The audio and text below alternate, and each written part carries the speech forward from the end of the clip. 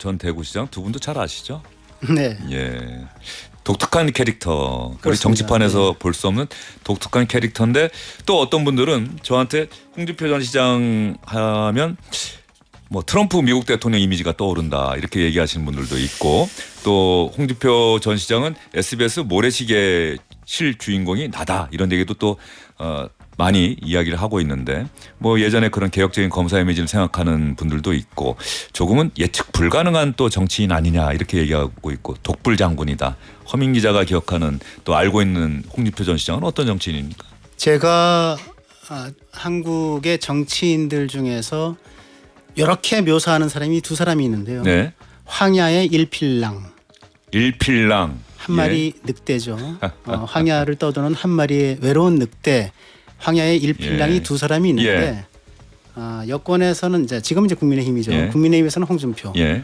그다음에 민주당에서는 이재명입니다. 그러니까 말하자면 그 무리 없이 개파 없이 세력 없이 혼자 다니다가 또 외곽에서 중원을 향해 돌격해 와서 결국은 종중 안방을 차지하는 엄청난 그 공격력과 이 집요함을 갖고 있는 둘 다 그런 이제 특징들을 가졌고 실제로 그런 성취가 있었던 예. 것 같고요. 이재명 전 대표는 이제 그런데 이제는 일필랑이 아니겠네요. 물론이죠. 이제는 새가 엄청나니까. 홍준표 대표도 뭐 마찬가지죠. 예. 뭐 당 대표까지 지냈던 예. 분이고. 그 전까지의 과정이 그렇습니다. 예. 황야 일필랑 과정을 거쳐서 이제는 이제 종중 안방까지 차지했는데 오늘 뭐 그 홍준표 의원 전 시장의 이거를 언뜻 보니까 제가 자세히 듣지 못했는데 언뜻 보니까 이거 딱 한마디 남는 게 히틀러 정권에 예. 내줄 수 없다라는 얘기인데 저는 여기에 다른 거는 모르겠는데 여기에는 동의합니다. 그러니까 지금 히틀러 정권이 1933년 1월에 히틀러가 수상이 된 독일 총리가 되죠. 그리고 4월 달에 수권법을 발동합니다. 수권법 잘 아시겠지만은 그 국회 입법권을 행정부를 위임하는 법안이죠. 그리고 그 수권법은 헌법에 앞서게 되어 있습니다. 그런 5개 조문으로 되어 있는데 그러고 나서 그 수권법에 의해서 다 정리를 해서 같은 해 7월 달에 모든 정당들 다 없애버립니다. 나치당을 제외하고는 6개월 동안에 나치당만 남고 다른 정당들이 다 사라집니다. 독재 체제가 완수가 되는 거죠. 히틀러 수권법이라고 하는 게 뭐가 무섭냐. 상권 분립을 위협하고 무너뜨렸기 때문에 무서운 거거든요.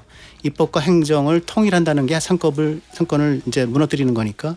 저는 171석 그리고 범야권까지 합하면 아주 친한 조국혁신당을 포함해서 192석이나 되는. 네. 그래서 뭐 탄핵도 하고 뭐 여러 가지 뭐 입법 독주를 하고 폭주를 했던 민주당이 이제 정권을 가진다면 저는 뭐 저절로 수권법을 만들지 않더라도 입법과 행정을 통합시켜서 동시에 가져감으로써 대한민국을 독주 체제로 만들 거다.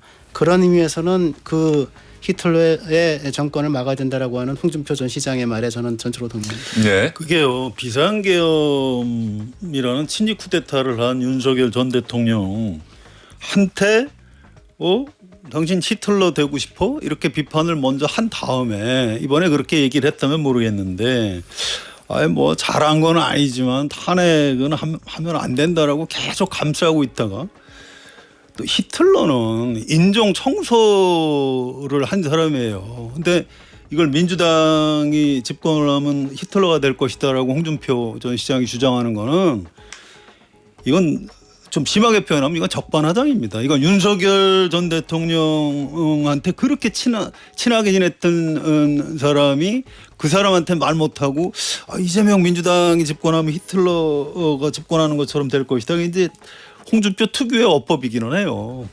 그런데 너무 심하다 이 말씀을 꼭 드리고요.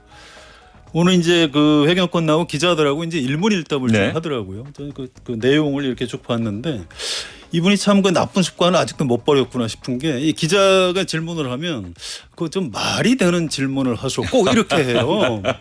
예. 근데 제가 그 정치부 기자 여러분한테 하나 조언 하나 해드릴게요. 예. 이 홍준표 정치인의 특징은 세게 나가야 되는 겁니다. 네. 제가 제 기억에 이게 2017년인가 관훈클럽 토론을 하는데 그 당시 패널 중에 한 분이 주영진 앵커였어요. 예, 기억납니다. 예, 홍준표 그 당시 대표였던가 그런데 이분이 뭐 한반도 정책을 얘기를 하는데 뭐 거의 뭐 북진 통일을 해야 될 것처럼 얘기를 하는 거예요. 주사파 얘기를 했어요. 주사파. 주사파 얘기도 하고 뭐 북한하고는 뭐 거의 대화가 필요 없다 이런 식으로 이제 그때 주영진 앵커가 아니 그럼 홍준표 당신의 그 한반도 정책은 반북이냐 이렇게 확 얘기를 하니까 아니 그건 아니고 또 이렇게 바로 또 이렇게 자세를 낮추더라고요. 그래서 역시 이 그 정치인이 물론 당당하고 이건 좋은데 이렇게 특히 언론인들하고 문답을 하는데 기자는 국민이 궁금해하는 걸 물어보는 겁니다. 그런데 오늘도 여지없이 그거 말도 안 되는 그 말 같은 질문을 해서 이런 식으로 계속 얘기하는데 우리 언론계 기자 여러분들 그거 그냥 두고 보시면 안 되고 좀 더 세게 질문하셔야 돼요. 예, 그럴수록 현장에 있는 기자들이 주눅 들지 말고 더 질문해야죠. 오늘 헌재 폐지 공약하셨는데요. 그 한덕수 대행이 대통령로 헌법재판관 2명 지명해서 월권 논란이 있고 내가 집권하기 전이니까 집권하고 난 뒤에 답변하면 안 되겠습니까? 내 권한 밖이에요. 해버렸잖아요. 여야 대립이 있는데 제가 말씀드리기가 좀 그렇네요. 청와대 복귀 부분에 대해서 대통령이 출퇴근하면서 교통 통제하고 그게 맞습니까? 암살 방지해야 되고 그게 맞습니까? 나는 관저에 한 번 가봤어요. 오솔길을 따라서 대통령이 가는 길이 숲속에 무슨 웅크린 오두막집처럼 그래 웅크리고 있는 게 그게 맞습니까? 오늘 헌재 폐지 공약하셨는데요. 그 한덕수 대행이 대통령로 헌법재판관 2명 지명해서 월권 논란이 있고 그 중에 한 명은 지금 안가 회동으로 그 내란 방조 혐의로 피의자로 입건된 유한규 법제처장입니다. 이 2명 지명은 적절하다고 보시는지 궁금합니다. 내가 집권하기 전이니까 집권하고 난 뒤에 답변하면 안 되겠습니까? 내 권한 밖이에요. 해버렸잖아요. 그걸 지금 적절하다 안 하다 여야 대립이 있는데 제가 말씀드리기가 좀 그렇네요. 양해 좀 해주십시오. 다음 질문 받겠습니다. 기자님.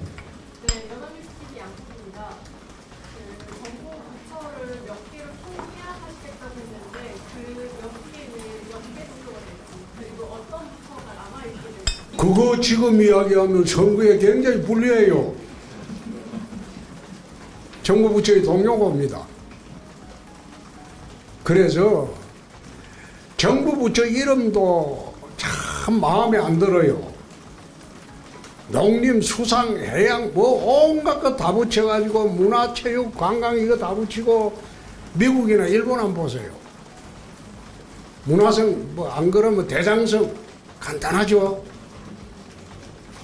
그러니까 그것도 무슨 장난도 아니고 부처 이름도 바꿔야 됩니다.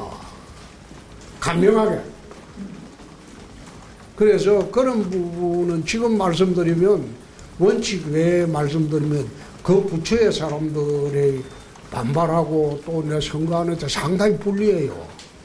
그래서 지금 말씀드리기 어렵지만은 제가 그 대구시장을 할 때 산하기관이 18개인가 21개가 있었는데 11개로 통폐합했어요. 11개로. 그 절반으로 통폐합했어요. 운영을 해보니까 예산도 극히 절약되고 인원도 효율적으로 쓸 수 있습니다. 그래서 어느 부처라고 말하기는 좀 그렇네요. 또 그러면 여성가족부를 통폐하고 놓으면 여성들이 들어 일어나고 그럼 선거 어떻게 하겠어요? 지금은 말 못하죠. 양해해 주십시오. 네, 여기까지. 다음 질문 받겠습니다.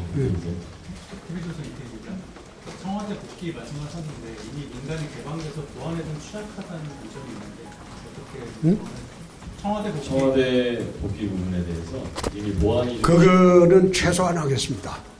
최소한 하는 게 여러분들 한번 생각해 보십시오. 대통령이 출퇴근하면서 교통 통제하고 그게 맞습니까? 예? 대통령이 출퇴근하는데 교통 통제해야 되고 또 암살 방지해야 되고 매일매일 하는 게 그게 맞습니까? 나는 관저에 한 번 가봤어요. 작년 총선 직후에. 들어갈 때 보니까 오솔길을 따라서 차 2대가 교행을 하는지 안 하는지 모르겠는데 대통령이 가는 길이 그렇게 좁은 골목으로 들어가 가지고 숲속에 무슨 웅크린 오두막집처럼 그래 보이는데 거기서 웅크리고 있는 게 그게 맞습니까? 나는 그게 맞지 않다고 생각합니다. 청와대 복귀를 하더라도 청와대의 보안구역을 최소한 설정을 하면 됩니다. 최소한 설정하면 됩니다. 그리고 외국의 모든 분들이 많은 사람들이 올 때도 여태 영빈관에 초청했잖아요. 예? 관저가 이쪽에 이제 영빈관은 또 옛날 청와대 있고 그런 비효율이 어디 있고 넌센스가 어디 있습니까? 나는 5년짜리 대통령이 국가의 상징을 옮기는 거 그것도 옳지 않다는 생각입니다.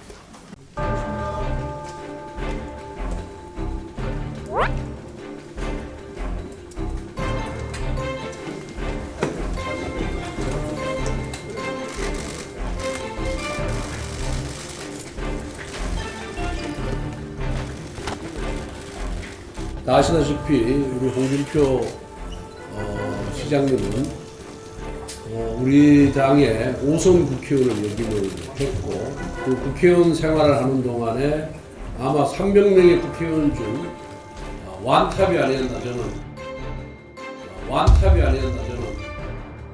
당 대표도 2번이나 역임을 했고 경남지사에 2번, 대구시장에 1번, 전 국민적인 인기를 와 지지를 이렇게 얻고 계신 후보다 이렇게 생각을 하고 있습니다.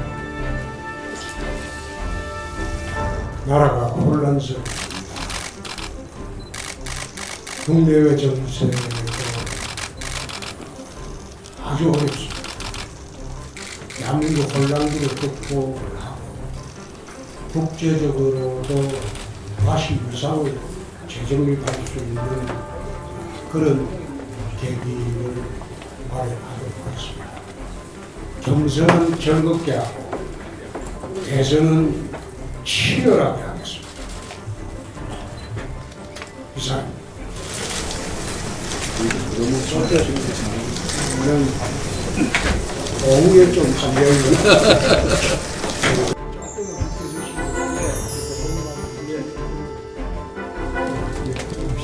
자, 이거 잡을게요.